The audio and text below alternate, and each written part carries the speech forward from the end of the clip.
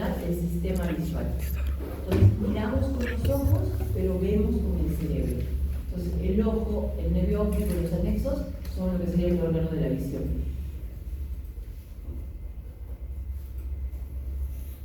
Entonces, el órgano de la visión transforma la energía lumínica en señales nerviosas y al sonido las convierte en imagen. El ojo es una estructura esférica llena de humor vítreo y relacionado con sus anexos. La pared del ojo está compuesta por 3 capas, donde podemos ver la blanca es la esclera en la parte posterior del ojo, en la parte anterior se llama córnea, la túnica externa del ojo. Luego tenemos la túnica media, que adelante está el iris, el cuerpo y músculos ciliares, la túnica media, por detrás coroides, y la tercera capa, la más interna, es la retina, que es la capa sensible, la que transforma la energía lumínica en energía eléctrica. Luego se conecta con el cerebro por el nervio óptico.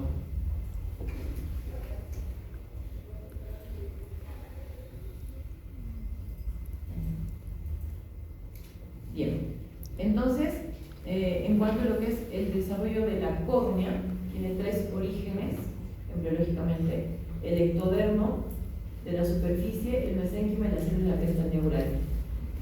Mucho de histología no les voy a preguntar mucho en el examen, básicamente van a ver etapas puntuales del desarrollo como para que entiendan en el futuro, cuando vean alguna patología, digan, este paciente tuvo una alteración embriológica en tal etapa, ¿no? Se detecta según la patología que veamos.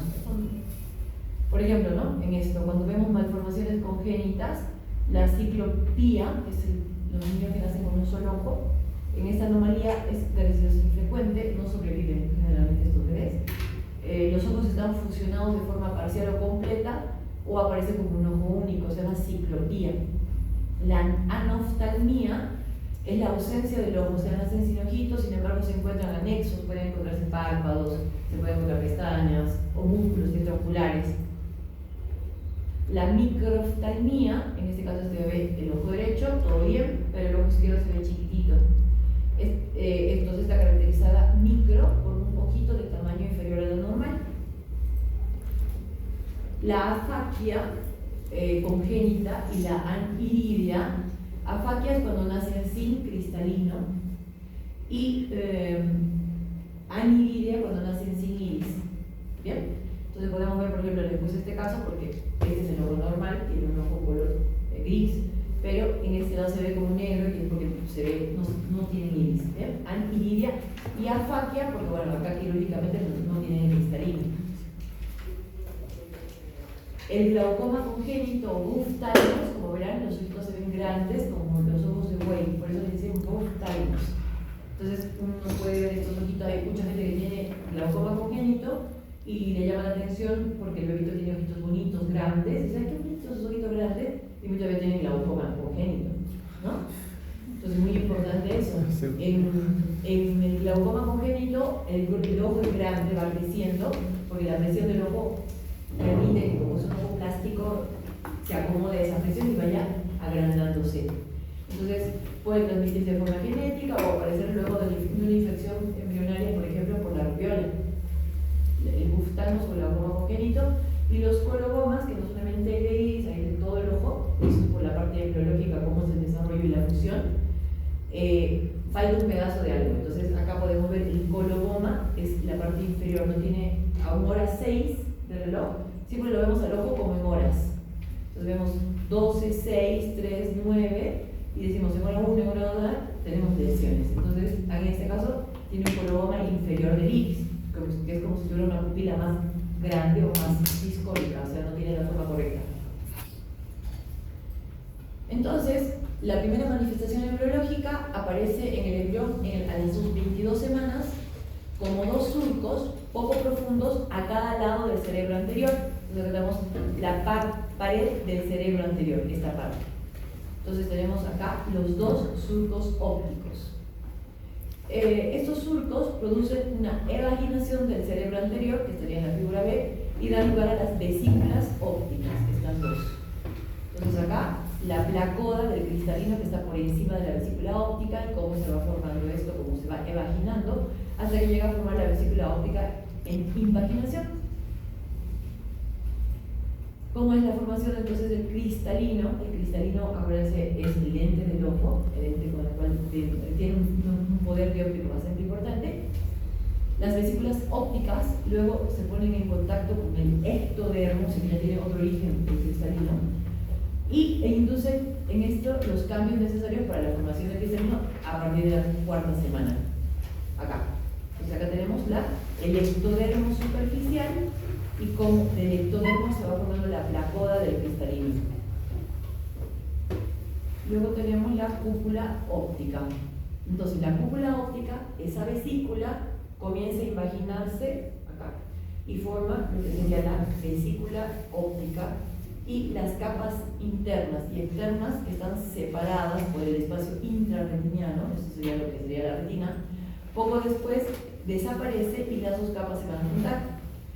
En esta figura podemos ver la imaginación de la vesícula y la placoda del cristalino. Entonces acá vemos la cúpula óptica y el pedículo óptico, que será el futuro nervio óptico. Esta es la fisura coroidea, que es la que se une y cuando hay alguna anomalía en su unión, quedarían formados los colomas, desde adelante hacia atrás. Entonces se va entendiendo cómo es la formación. Luego tenemos lo que es la fisura coroidea. Entonces, la cúpula óptica se formará la fisura coroidea por donde la arteria hialoidea llega a la cámara interna del ojo. Entonces, vemos cómo embriológicamente el ojo está irrigado hasta el cristalino, hasta acá, este es el cristalino, y cómo llega la irrigación directamente ahí. Si esto no se oblitera y no se cierra y no desaparece, entonces el paciente nace con catarata congénita. Entonces ahí va viendo cómo se va alterando algunas partes embriológicamente. Qué interesante. Entonces esto pasó en la séptima semana, o esto pasó a la cuarta semana. ¿Bien? Entonces tenemos la cúpula óptica, el pedículo óptico, la fisura coroidea internamente, como se ve, ¿no? En la figura B, la arteria hialoidea, acá la capa externa y la capa interna del pedículo óptico, y esto sería la fisura coroidea. Luego, cuando se unen, acá tenemos lo que es la arteria hialoidea, la parte interior del pedículo óptico, este es ya el cerebro, y este es el espacio que sería intrarretiniano, que luego desaparece. Acá estaba, me olvidé. Entonces, de la cúpula óptica se formará la fisura coroidea, por donde la arteria hialoidea llegará a la cámara interna del ojo. En la séptima semana, los labios de la fisura se fusionan y la apertura de la cúpula se convierte en lo que sería la futura pupila. Entonces, si no se terminaron de fusionar, queda el coloboma del iris. ¿Bien?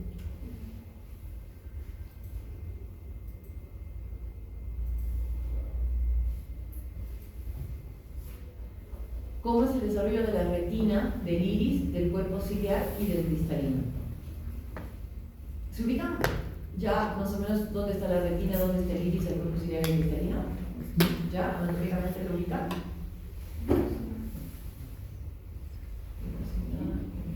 ¿No se ubican? Sí. Primero tienen que ver cómo es entonces en general. Vamos a ver una maqueta o un ojo esquemático, para que tengan una idea. Porque son todos términos nuevos, y en cada materia van a tener términos nuevos de órganos que quizás todavía no sabían que existían. Pero básicamente, entonces, a ver, vamos a poner acá. Entonces se ve, ¿no? Acá. Acá. Vamos a ver si se amplía. No se amplía mucho. Vamos a buscar otro dibujito. A ver. Entonces van a ver en YouTube así cómo hacer una maqueta en 3D. No le hagan caso porque está pésima, ¿eh? Ya, acá está bueno. ¿Se ve un poquito mejor ese dibujo? Ya, acá tenemos, por ejemplo, esto es la córnea, que es transparente. A través de la córnea podemos ver el iris, que es el que tiene color en el ojo, que son de diferentes colores las personas, de iris. El huequito por el cual miramos se llama pupila. Entonces el iris hace un diafragma que permite la entrada de luz al ojo, entonces restringe la entrada o aumenta la entrada. Eso se llama, cuando se restringe, la pupila se cierra y se llama miosis. Cuando quiere que tenga luz el ojo, se dilata la pupila, eso se llama, como lo acabo de decir, dilatación. Entonces, midriática o miótica. Se dilata midriática o se cierra miótica. Luego tenemos detrás del iris, acá sería entre la córnea y el iris, lo que se llama cámara anterior. Entre el iris y el cristalino, cámara posterior. Entonces, dijimos, la túnica externa, hace rato la nombramos, córnea y esclera. La túnica media, desde el iris, cuerpo ciliar y capa coroidea. Y luego la amarillita es la retina. Y en la parte del fondo del ojo, se llama fondo del ojo porque es el fondo del ojo. Entonces, de acá, de la parte ecuatoriana del globo ocular, hacia atrás es el fondo del ojo. De la parte ecuatoriana hacia adelante es la extrema periferia del ojo. Esto es todo lo que se evalúa cuando hacemos supuestamente el fondo del ojo, pero lo ideal es hacer exámenes hasta la retina extrema, no solamente ver el fondo del ojo. Pero bueno, en el fondo del ojo tenemos la parte más importante que se ve, que sería la fobia o la mácula, con su fobia, y el nervio óptico y los vasos, las arcadas vasculares. Eso lo vamos a ver en la oftalmoscopía. Este canal hialoideo no existe, es lo que les decía cuando somos en la embriología, está atravesado por la arteria hialoidea que irriga el cristalino. ¿Bien? Pero luego se cierra, se desaparece y el cristalino termina siendo transparente. Si no se cierra y no desaparece, queda catarata. ¿Bien? Entonces, esto sería de lo que estamos hablando ahorita. Ahora vamos a hablar entonces embriológicamente de lo que sería la retina, el iris y el cuerpo ciliar y el cristalino. ¿Se ubican ahora? Bien. Entonces se le da nombre de la capa pigmentaria de la retina a la capa externa de la copa óptica. Entonces acá tenemos de la retina la capa pigmentaria, tiene color. Y la capa nerviosa sería lo que sería la retina como tal en el futuro. Entonces, como verán, acá todavía existe un espacio intrarretiniano que separa las dos capas, la pigmentaria de la capa nerviosa. Luego acá tenemos justamente el vaso hialoideo que ya está obliterado y cerrado, se cerró y empieza como a despegarse, desaparecer. Luego tenemos acá ya lo que serían las fibras del cristalino que se van, toda la vida están como evolucionando, por eso aparece la catarata. Se van como aplastando y se va poniendo de otro color hasta que no vemos porque se pone opaco. Y lo más importante entonces acá, la conexión del ojo con el cerebro a través del nervio óptico, que es el segundo par craneal. Entonces, en realidad, el ojo, la retina, es una extensión del cerebro. Por eso decíamos que el ojo son como ventanas que transmiten luz y que el cerebro es la que lo lee y lo transforma con el nervio óptico y la retina en impulsos eléctricos, nerviosos. ¿Bien? Y acá tenemos el mesénquima indiferenciado. Acá tendríamos lo que sería el futuro párpado, que deriva del ectodermo, igual que el cristalino, ¿no se acuerdan? Y el espacio anterior del cristalino, que esto después desaparece. Entonces, ya sabemos un poco de lo que es la capa pigmentaria, la capa nerviosa de la retina, que las fibras nerviosas convergen en el tallo, que será el futuro nervio óptico, y las 5/5 partes anteriores de la capa interna, conocida como parte ciega de la retina, conservan el grosor de una capa, eso es importante, que sería lo que sería la futura fobia, y más tarde se divide en la parte o porción iridiana de la retina que constituye la capa interna del iris.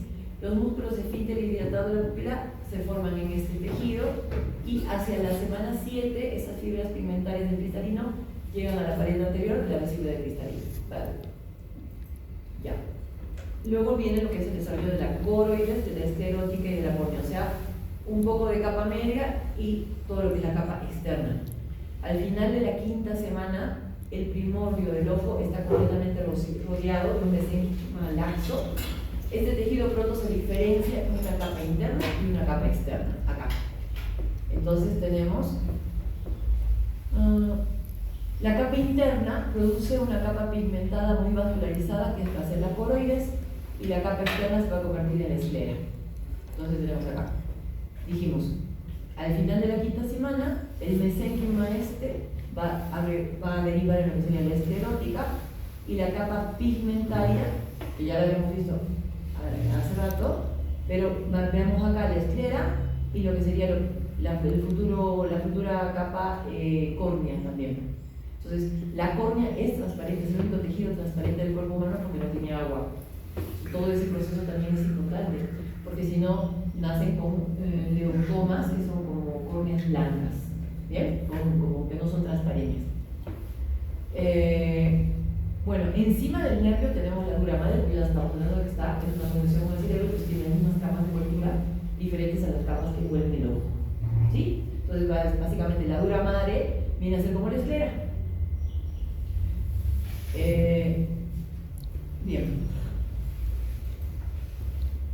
Y el cuerpo vítreo o humor vítreo es lo que rellena el ojo y lo que le da la consistencia, la forma, la resistencia al globo ocular, para que sea un poco expansible y no sea duro. Entonces, el cuerpo vítreo dice acá, el mesénquima no solo rodea el primordio ocular desde el exterior, invade el interior de la copa óptica a través de la fisura, el mesénquima.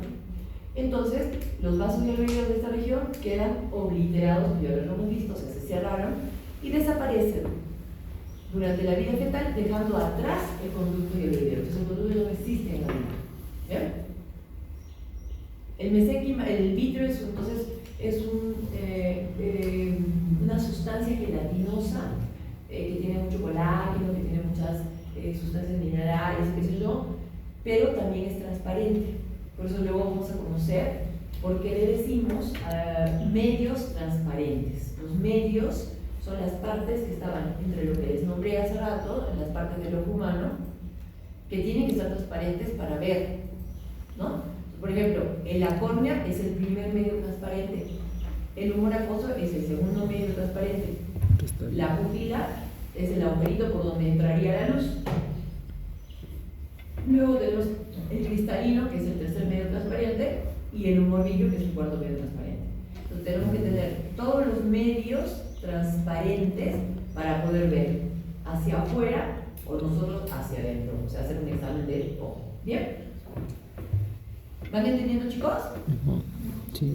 ¿Ya se ubican más o menos en el ojo? No. Entonces, el nervio óptico como tal, la copa óptica, se conecta al cerebro mediante el tallo óptico, en cuya superficie ventral hay un surco que era la fisura coroidea. En la séptima semana del desarrollo se cierra la fisura. Entonces, esa es la semana inicial, cuarta, séptima. Y aparece un túnel estrecho dentro del tallo debido al número cada vez mayor de fibras nerviosas. Y el tallo óptico se va a convertir en el nervio óptico.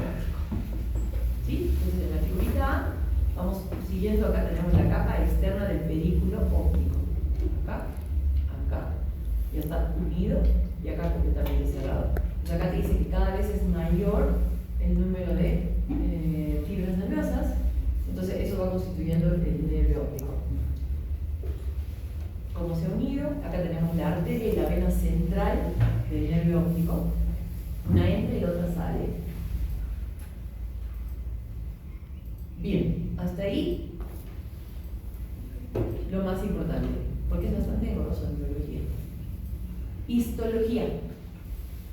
Entonces, en la histología del globo ocular tenemos la capa externa, que es la túnica fibrosa, la túnica vascular, que es la media, y la interna, que es la túnica nerviosa. Entonces nuestros ojos están compuestos por tres túnicas que de afuera para adentro son la fibrosa, que es la resistente, la externa, donde se insertan los músculos extraoculares, porque también hay músculos intraoculares. La parte vascular es la media pigmentada y vascular, y la nerviosa, que es la más interna y es la que conduce la señal. La túnica fibrosa, entonces tenemos la esclera y la córnea. Entonces el blanco del ojo, eso sería la capa dura, que dijimos que atrás es la dura madre, opaca, formada por tejido conjuntivo denso fibroelástico, parte externa está cubierta por la conjuntiva. O sea, nosotros no nos tocamos directamente la parte externa, la capa externa, nos tocamos la conjuntiva que cubre esa túnica. Entonces es una pielcita que cubre la túnica externa. ¿Bien? Entonces, las capas que tiene esta esclera son la epiesclera, su estroma y la lámina fusca, que es la que contacta con la segunda capa de la coroides. La córnea, entonces, es asférica, que es en forma de cúpula, transparente, y es la lente más potente del ojo. Entonces, tenemos dos lentes en el ojo. La primera y la más potente, la córnea, y la segunda, ¿cuál? Cristalino. El cristalino. Son dos lentes que nos permiten ver, o sea, se acomodan para ver. Sobre todo el cristalino cambia su forma. La córnea no, pero cómo influye, por ejemplo, una herida, una cicatriz en la córnea, en el cambio de la medida de mi anteojo. Cambia mi medida si tengo una cicatriz en la córnea. ¿Bien? Entonces, lo más importante de esta capa es que es avascular, pero sí tiene fibras sensitivas. De hecho, la córnea es el órgano más sensible del cuerpo humano. Por eso no nos podemos tocar. Por eso cerramos el ojo cuando alguien se acerca a nuestro ojo. ¿Sí? Son reflejos que son importantes de evaluar, inclusive cuando tenemos pacientes que se ha caído, se ha desmayado. Si el paciente cierra, puede ser que esté mintiendo su estado de conciencia. Sí, que está dentro del blanco, ¿cierto o no? Sí. Entonces está bueno eso porque se ve, no, este está mintiendo. Entonces son cositas simples y sencillas, pero que nos van ayudando a determinar el estado de conciencia de un paciente, asustarlos o no, le meto el dedo, está muy mal, claro. No tiene ese reflejo de, ¿cómo se dice? Reflejo de, ¿cómo se reflejo? Escape, retiro, escape. ¿Ah? Claro, reflejo de protección, ¿no? Ya, entonces, lo más importante de esta capa es avascular y no tiene agua. Tiene muy poca agua, porque si le entra agua, se vuelve blanca, ya no sería transparente. Entonces, eso les había dicho que se llamaba, así, se llama hidrops corneal.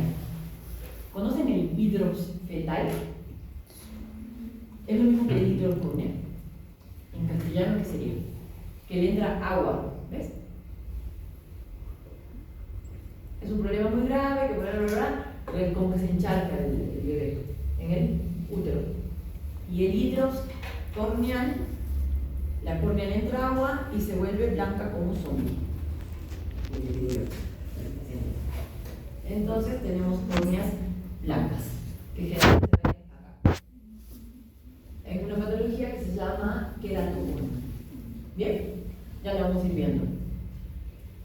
Entonces seguimos. Entonces tiene mucha inervación, pero las fibras tienen que ser actinímicas, porque si no se notaría que pasara por ahí, nos quitaría visión. Se ven en algunos pacientes es patológico. Si tiene vaso de córnea, patológico. Si tiene mielina neuronal, patológico. Y la sensibilidad viene de la rama oftálmica del trigémino.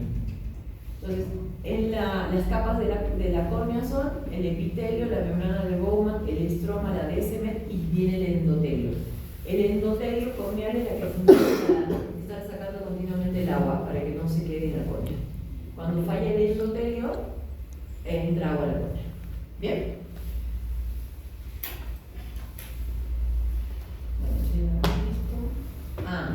Hay una parte muy importante que sería la unión acá.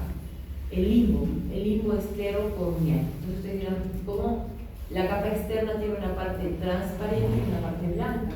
Porque hay un limbo, como el limbo de todo. O sea,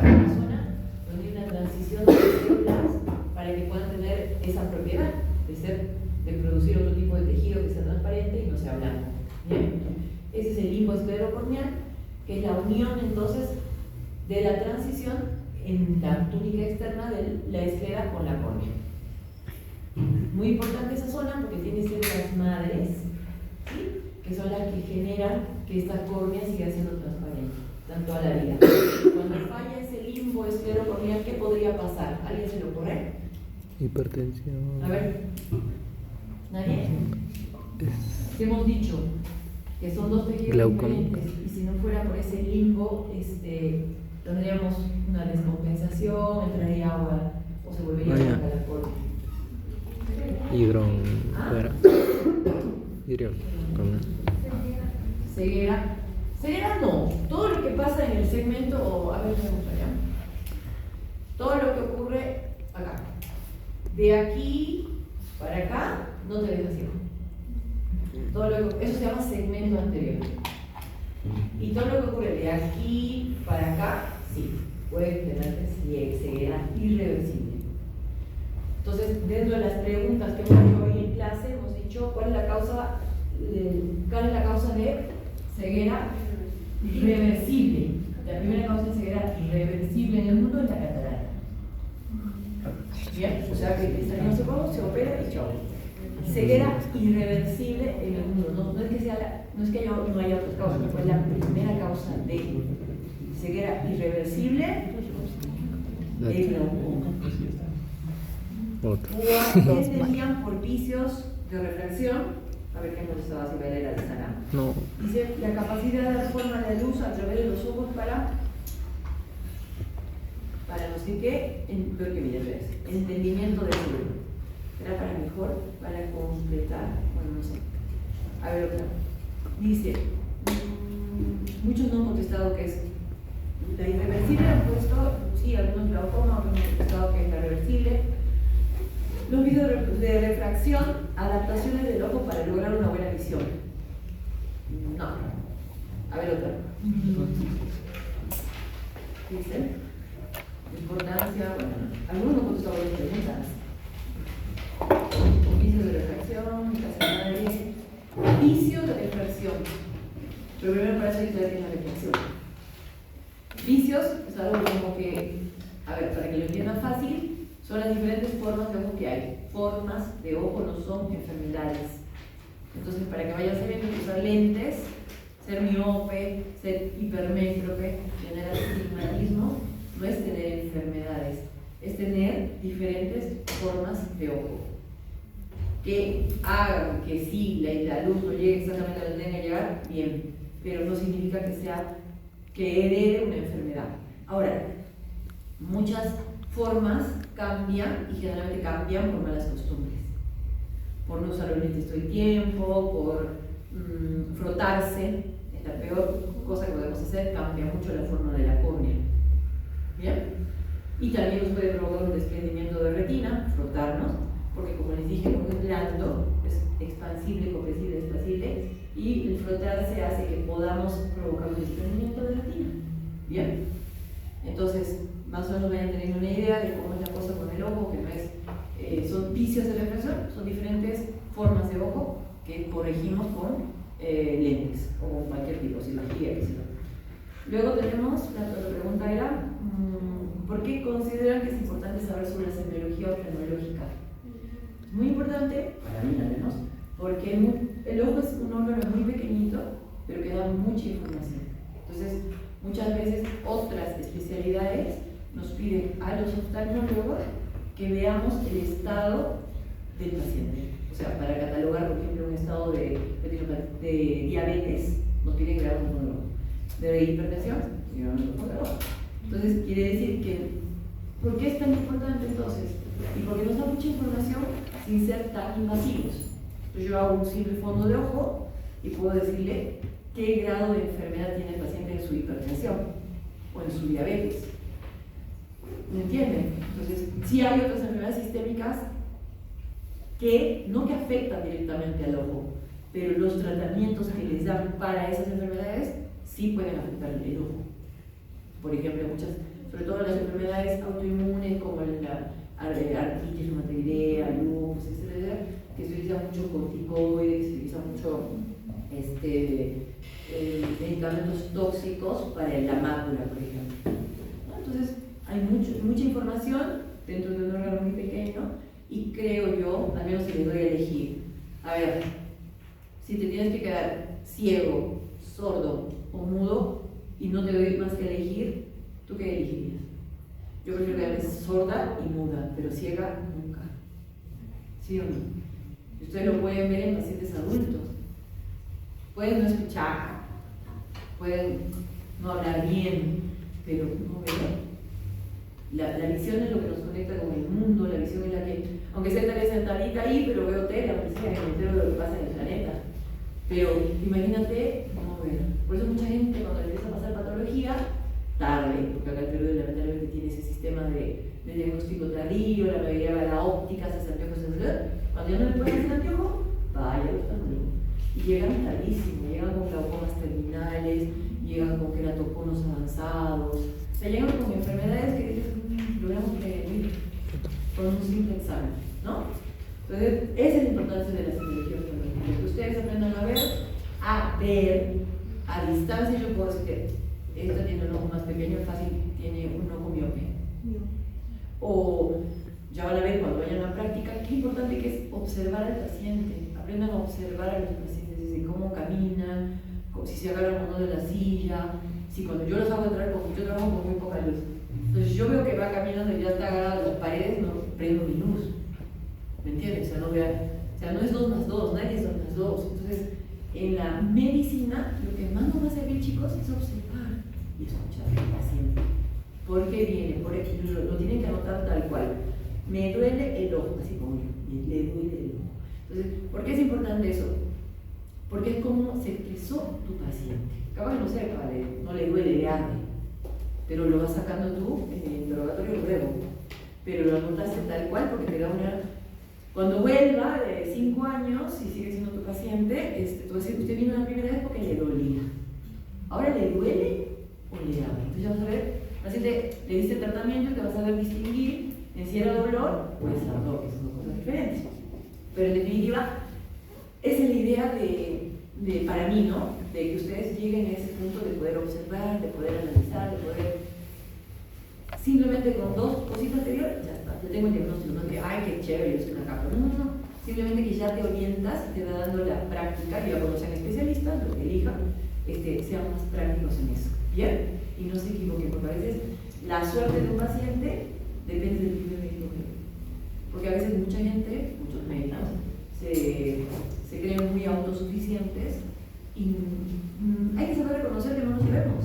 Yo no soy especialista de retina, ni de mácula, ni de pestaña, o sea, soy especialista de otra cosa. Y si tienes algo en esas partes del ojo que yo no sé, por lo menos saberte mandar referir a tiempo, ¿no? Porque he visto muchos cánceres en el ojo que les dijeron que era una carnosidad, que le dice la gente comúnmente carnosidad te dijo, y es un cáncer. Entonces, si tienes la duda, por lo menos dile al paciente, mire, me parece que es algo feo, pero no se asuste, pero mejor hágase una biopsia, ¿sí o no? A tiempo. Bueno, lo otro, ¿qué más pusieron? Ya, hice de reflexión, ya saben por qué es importante conocer la semiología, y bueno, dentro es la misma respuesta, ¿no? Que enfermedades sistémicas tienen manifestaciones metabólicas, muchas, pero de las más importantes y las que más vemos siempre, la diabetes, la hipertensión y problemas de irrigación en general, ¿no? Es hasta un EPOC, una enfermedad de fibrosis pulmonar, triglicéridos altos, colesterol alto, tiene manifestaciones oftalmológicas, semiológicas. Yes. Ok, entonces seguimos, a ver hasta dónde llegamos. ¿Alguna pregunta?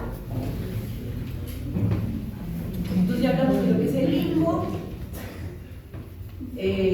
la túnica vascular, que ya sabemos que es la coroides, que empieza para adelante para atrás, como lo que sería el iris, el cuerpo y los músculos ciliares y la coroides.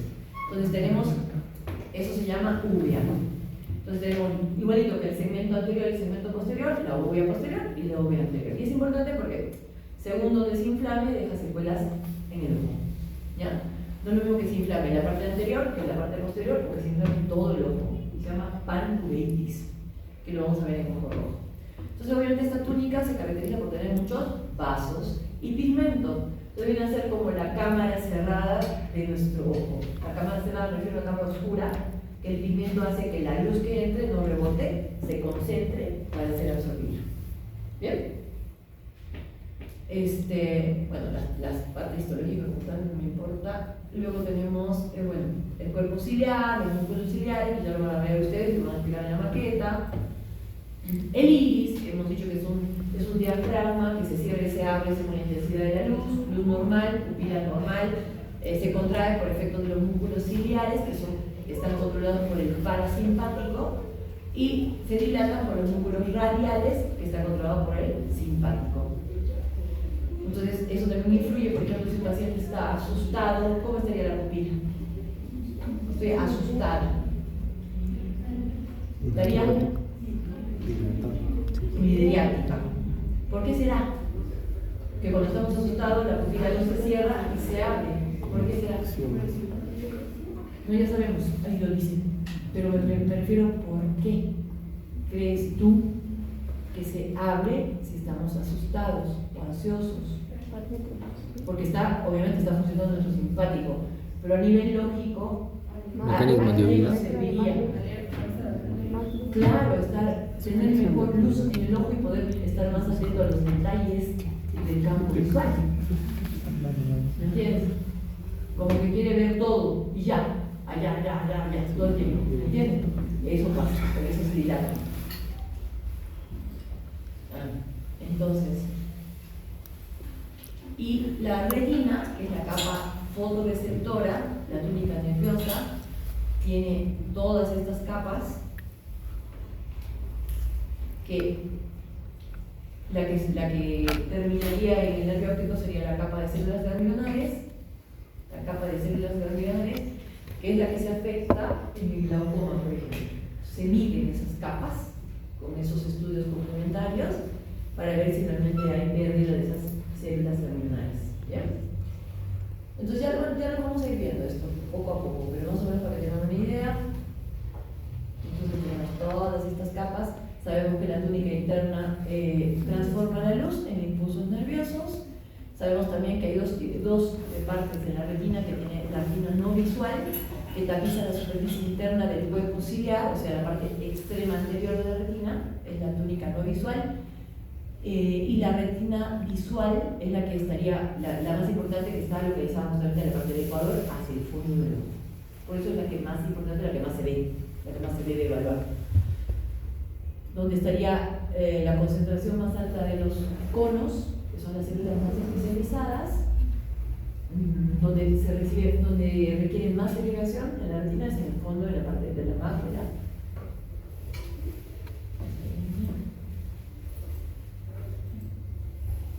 Ahí tienen una retinita con todas las capas. Entonces, básicamente, poco a poco vamos captando un poquito de información para ir ubicándonos en la materia, en por qué es importante, qué tenemos que ver, dónde lo vamos a ver, cómo lo vamos a ver. Y eso más o menos es lo que ustedes van a ver en la maqueta. ¿Bien?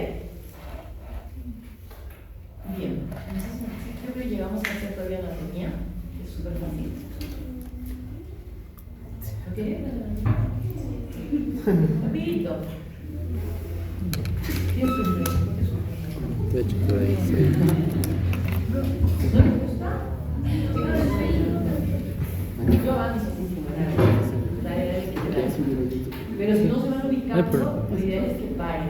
Y lo más importante, en realidad, chicos, también es que lo que pase hoy, porque mañana es tarde. Nuestra carrera es una carrera de silla, o sea, de sentarse a estudiar. No están investigando ni descubriendo nada, ni yo tampoco lo hice. Entonces, si no soy constante y no tengo un ritmo de estudio, atraso y pierdo la oportunidad. Y sé que es muy difícil venir a esta hora, yo también me muero de sueño, pero si no están atentos a apoyar, repasar después es más difícil. Así que traten de mojarse los ojos, échense saliva, moco, lo que quieran, pero presten atención, porque es el momento, chicos. Después se van y duerman, de verdad, tomen agua gaseosa, droguense, hagan lo que quieran, pero acá y ahora. ¿Me entienden? Se los digo porque vengo dando clases a varios grupos de ustedes y de verdad, lo que aprendieron acá no se lo aprenden más. Lo que no captaron acá, yo se lo voy a dar a clase, así que, ¿me entiendes? Pero no va a ser lo mismo que preguntar aquí el dibujito ese, me pareció, no me pareció. Pregunten, para eso estamos. Por más tonta que parece la pregunta, no entendí eso que dijo, no sé cómo fue. Ya, ¿me entienden? ¿Ya? Entonces, en la anatomía vamos a ver la parte externa, ¿no? Digamos, cuando vemos a una persona de frente, tenemos el párpado superior, le vemos la esclerótica, acuérdense que está cubierta por la conjuntiva, le vemos la pupila, le vemos el iris, le vemos el párpado inferior, acá tenemos los dos tubitos de drenaje, conducto lagrimales se llaman, superior e inferior, desembocan en este saco lagrimal y ese termina en la nariz, en el meato interno de la nariz. Entonces, encima obviamente tenemos los huesitos, ahí podemos extrapolar los músculos verlo a través, como si vemos rayos X de Superman, los músculos extraoculares, que son los que mueven el ojo, y la glándula lagrimal.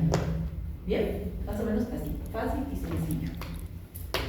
Entonces dijimos las capas del ojo, tenemos la interna, retina, media, coroides, y externa, esclerótica y córnea. Cristalino, cámara anterior, cámara posterior, todos los detallitos que ya lo vamos a ir viendo poco a poco, los músculos extraoculares y los intraoculares son los que mueven la pupila. Los que dilatan y los que contraen la pupila. Intraoculares. Entonces, en cuanto a la posición, ubicación y posición, el globo ocular se asienta en la cuenca del ojo, que se llama órbita o cavidad orbicular, dentro del cráneo donde está rodeada de hueso. Hasta ahí, suficiente. Saber el diámetro, el peso, tonteras. ¿Con qué está relacionado? Puede ser importante, sobre todo si hay traumas. Porque no es lo mismo que me golpee acá, que me golpee acá, que me golpee acá. No es lo mismo. Entonces mucha gente se cae de cabeza así, pum, en el occipital se da y puede quedar ciego. Ceguera cortical se llama. ¿Bien? Le puede dar un puñete directo al ojo y puede no quedar ciego, se le puede desprender la retina, le puede dar un trauma en el iris, bla, bla, bla, pero quizás mientras el nervio óptico funcione, todo bien. ¿Se acuerdan? Segmento posterior. Una hemorragia se puede limpiar, se puede volver a poner la retina en su sitio, se puede operar la órbita si está jalando un músculo, porque como está rodeado de la órbita, el piso más frágil de la órbita, ¿cuál es? Del cráneo. ¿Sabes? O sea, si me tiran un puñete de los huesos que rodean el ojo, ¿cuál sería el más frágil? ¿El? ¿Dónde está? ¿Qué huesos están más frágiles en la órbita? Eso no he hecho en anatomía humana. ¿No he hecho en anatomía? ¿Y cómo se llama? Piensen. Me agarraré si no sé. ¿Cuál hueso se puede romper más fácil? Acá. El piso. Claro, el piso es más frágil. Porque estaba relacionado con qué? Con unos huequitos que se llaman. ¿Qué huequitos están ahí en el piso? Se llaman senos. Senos paranasales que deberían tener aire. Si no tienen aire, se llama, si tienen moco, ¿cómo se llama? Sinusitis. Entonces también se puede, por una sinusitis, tener un problema en la ocular, también puede tener una infección de parto, etc. Ya, entonces esa es la relación que debemos conocer y dónde se puede romper más y cómo le evalúo y qué parte está. Entonces dice, bueno, ahí tienen las relaciones. Chao. Luego, los nervios y los vasos. Entonces tenemos los músculos, que son acá, el músculo recto, acá, el recto superior, el oblicuo superior que hace como que se dobla, se llama oblicuo, y también está el oblicuo inferior que también se dobla. Y los demás son rectos, superior, inferior, externo, interno, lateral, medial, también se le dice. Acá tenemos la órbita, acá tenemos que como está inervado y bla bla bla. Son entonces 4 rectos y los oblicuos el músculo elevador del párpado no está dentro de este conducto así de los músculos controlados para mover el ojo, pero se lo considera porque forma parte de la función de levantar el párpado. Cada músculo tiene un origen óseo o una inserción escleral, o sea, se inserta en el esclera, lo hemos dicho. 5 salen del ápex y 1 sale del piso, de la parte anterior de la órbita. El elevador del párpado superior, que bueno, se lo considera, pero no sale de ese núcleo, ese circulito. ¿Y qué más? Entonces salen del anillo de Zinc y se insertan a milímetros del limbo, que ya sabemos dónde está, ¿no? Y luego la irrigación, drenaje del ojo. Entonces, esta técnica de los músculos motores del ojo, recto externo, o sea, acá tienen el nervio sexto, cuarto y tercero,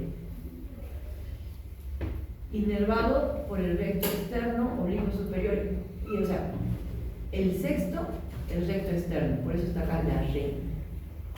El cuarto, por el oblicuo superior, y el tercero a todos los demás.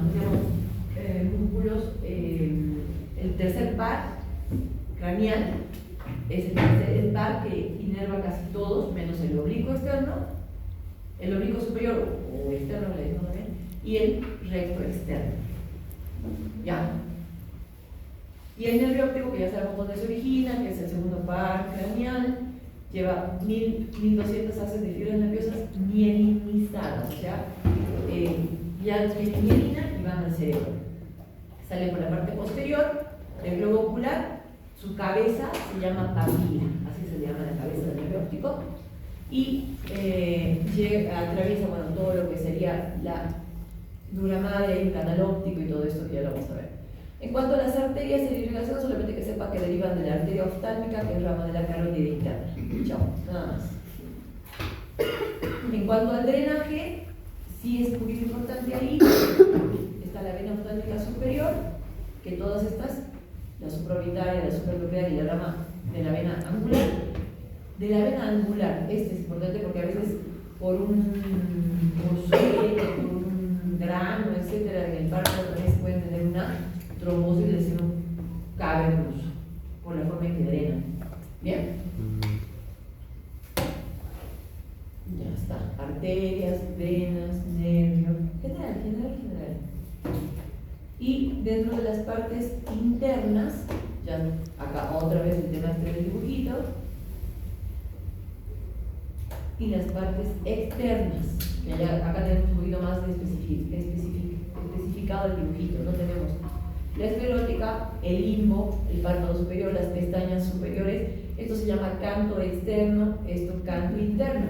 En el canto interno tenemos este gordito que se llama carúncula, y también tenemos un pequeño pliegue que en los animalitos, en los pajaritos, se mueve como un párpado, se llama tercer párpado en los animalitos. ¿Bien? Pliegue semilunar se llama. Las pestañas inferiores, el párpado inferior. Entonces, a simple vista ya tienen que aprender a describir si la lesión está en canto interno, en canto externo, en el párpado superior, en el párpado inferior, etc. ¿Bien? Y eso, describirlo. Y luego lo que sería el aparato lagrimal como tal, que dijimos, acá estaba la glándula lagrimal, que está en el techo superior externo, o sea, temporal al globo. Acá. Esta es la producción de la lágrima y esto es el drenaje de la lágrima. Entonces tenemos el saco lagrimal, la glándula lagrimal, los ductos lagrimales, los puntos lagrimales, que son los huequitos por el que sale, y es como que absorbieron como sopapa las lágrimas a los canalículos lagrimales superior e inferior, al ducto nasolagrimal. Este es el saco lagrimal, y por acá hay una válvula que obviamente no permite que el moco te llegue al ojo todo el tiempo. Esa válvula de Hafner en el meato inferior, que es por donde sale nuestra lágrima. Por eso mucha gente se pone gotas, siente que le pasan a la nariz o lo sienten en la garganta. Ajá. Y doctora, en caso contrario, un paciente con reumatismo, muchas veces, cuando quieren romper la sonda nasogástrica, se van al ojo. Sonda nasogástrica. Está muy equivocado. No, cuando ya está traumatizado el paciente. Pero que la sonda del naso se vaya al ojo, son unas bestias. No hay verdad. O sea, pasa que esta puede pero yo creo que la Se parte de referirá acá, o sea, de la te meten nariz, hasta el eso cerebro, hasta así. arriba, puede ser que no les pase la sonda que se dobla acá atrás. ¿Te ha puesto sonda? ¿Nasogástrica? Ya. Cuesta que trague el paciente la sonda porque la traga, pero traga. Cuando te hacen también la endoscopía, también te hacen, ni siquiera te duermen nada y te hacen tragar. Porque es como, entiendo, ¿no? Pero de ahí que la sondita se vaya, es muy grande la sondita para este canalículo. ¿Tú la has visto salir por aquí? He visto casos. No sé quién habrá puesto la sonda, pero me parece que lo terminaron de traumatizar al hombre. Sí, se ve. No he visto nunca, No he visto. Sí, hacen sondas de acá. O sea, sí meten sondas acá para recanalizar. Cuando te dicen, mira, pero es bien animal, hay que recanalizarle. Ahí, le hacen su huequito y le ponen, a ver, te voy a mostrar ya. Un sondaje de vía lagrimal se llama. Sondaje de vía lagrimal. No está bueno, la verdad que no está bueno. Si no lo pueden hacer, no forzar, porque muchas veces lo obstruyen peor. A ver, acá. Se queda así como en tubito. Ya. Porque el tubito queda ahí, como filtrando ahí. Entonces se pone el tubito. A ver, se mete, no se va metiendo nada. Entonces se ve ahí. A los bebitos, muchos bebitos nacen con esa obstrucción de la vía lagrimal congénita.